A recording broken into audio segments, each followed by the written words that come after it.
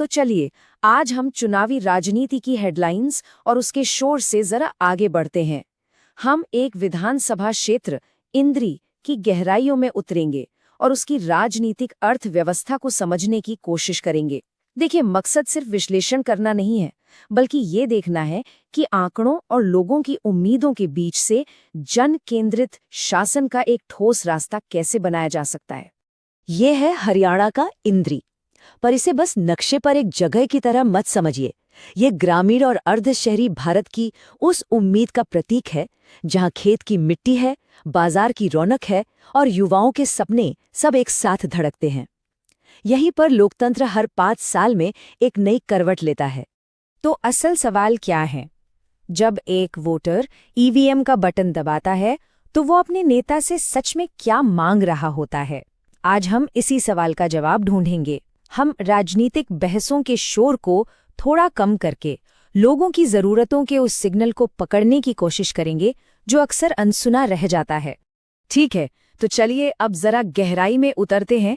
देखिए, किसी भी फसल को समझने के लिए पहले उसकी जमीन को समझना बहुत जरूरी है। ठीक वैसे ही इंद्री की राजनीति को समझने के लिए हमें यहाँ की राजनीतिक जमीन की परतें खोलनी होंगी।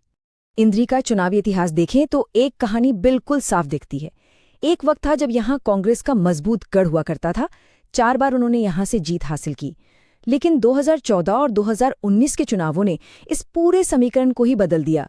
ये सिर्फ एक पार्टी की हार और दूसरी की जीत नहीं थी, नहीं, ये राष्ट्रीय राजनीति की एक बहुत बड़ी लहर का स्थानीय असर था, जिसने पारंपरिक जातिगत समीकरणों के ऊपर विकास और राष्ट्रीय पहचान जैसे मुद्दों को लाकर खड़ा कर दिया। और यही बदलाव आज की सबसे बड़ी चुनौती को तय करता है। और ये चुनौती कितनी बड़ी है, जरा ये 2024 के लोकसभा चुनाव के आंकड़े देखिए। इंद्री विधानसभा क्षेत्र में बीजेपी को 51.4% वोट मिले, जबकि कांग्रेस को 41.7%। मतलब लगभग 10% का सीधा अंतर। विधानसभा चुनाव के लिहाज से ये एक बहुत बड़ी बढ़त है। ये आंकड़े दिखाते हैं कि बीजेपी ने यहाँ एक मजबूत वोट बैंक बना लिया है, जिसे पार करना किसी भी विपक्षी उम्मीदवार के लिए एक मुश्किल चढ़ाई जैसा होगा। अब इस राजनीतिक जमीन की बनावट को समझने के लिए यहाँ के सामाजिक ताने-बाने को देखना होगा। इंद्री एक पिछड़ा वर्ग बहुल क्षेत्र है, जिसमें कंबोज और कश्यप समुदाय की बड़ी भूमिका है। इसके साथ ही जाट समुदाय की भी एक अहम मौजूदगी है। और इन सबसे ऊपर यहाँ एक बहुत बड़ा वर्ग है युवा मतदाताओं का। ये समूह सिर्फ आंकड़े नहीं है, ये अलग अलग उम्मीदों और जरूरतों वाले समुदाय हैं, और कोई भी राजनीतिक दल इनकी अनदेखी करने का जोखिम नहीं उठा सकता। और देखिए, जब हम इन अलग अलग समुदायों की बात करते हैं तो हमें ये याद रखना चाहिए कि हमारे लोकतंत्र में अपनी बात रखने की आज़ादी के साथ साथ हर नागरिक की गरिमा बनाए रखने की जिम्मेदारी भी आती है। ये एक संवैधानिक मूल्य है जो हर राजनीतिक संवाद का आधार होना चाहिए, खासकर तब जब हम इतने विविध समाज की आकांक्षाओं को संबोधित कर रहे हों। चलिए अब राजनीतिक समीकरणों से हटकर सीधे उन लोगों की बात करते हैं जो इस लोकतंत्र की नींव है। देखते हैं कि मतदाताओं के मन में उनकी शिकायतों की डायरी में क्या लिखा है।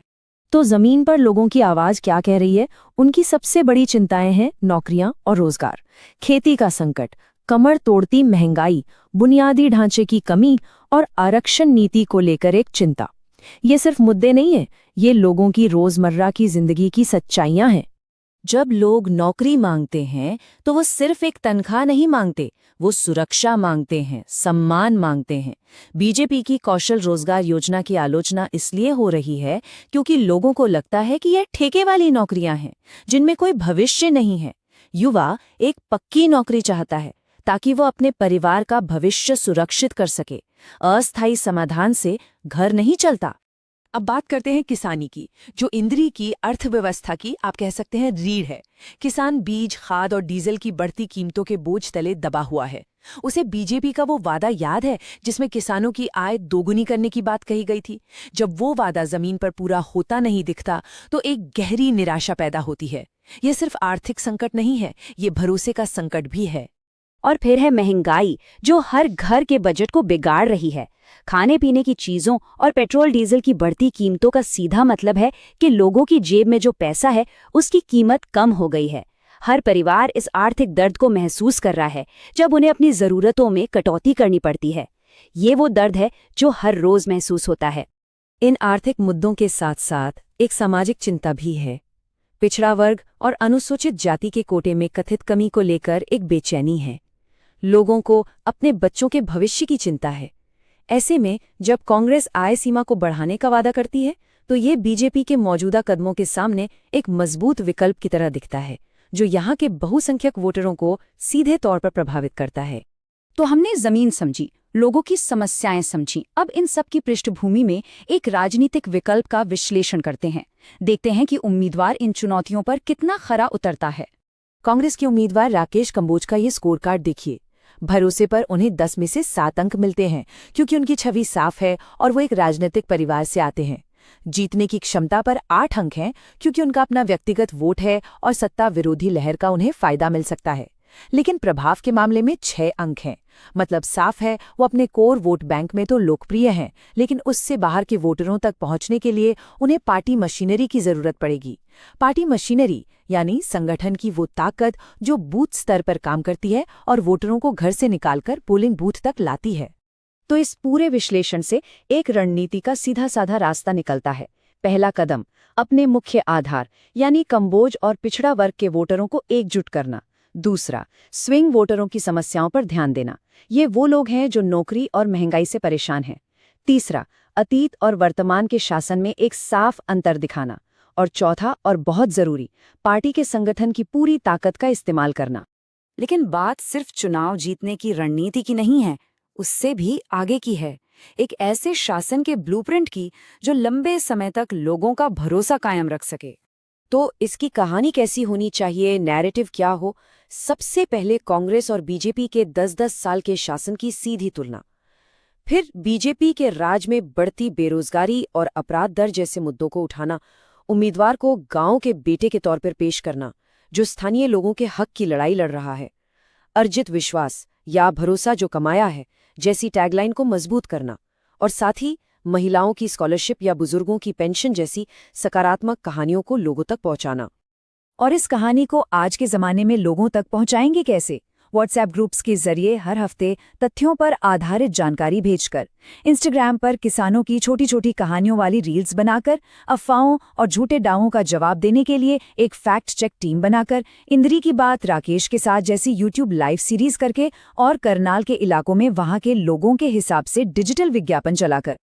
लेकिन सिर्फ डिजिटल दुनिया से काम नहीं चलता। भरोसा तो जमीन पर किए गए कामों से बनता है। इसके लिए एक ऐसा दफ्तर बनाना जो लोगों की शिकायतें सुने और तुरंत समाधान करे। ये वादा करना कि जीतने के बाद हर महीने इंद्री में जन सुनवाई होगी, जहां अधिकारी और नेता जनता के सामने जवाबदेह होंगे। हर ब्लॉक में पार्टी दफ्तरों का तालमेल बनाना और सबसे जरूरी, पार्टी में अनुशासन बनाए रखना ताकि कोई टूट फूट न हो।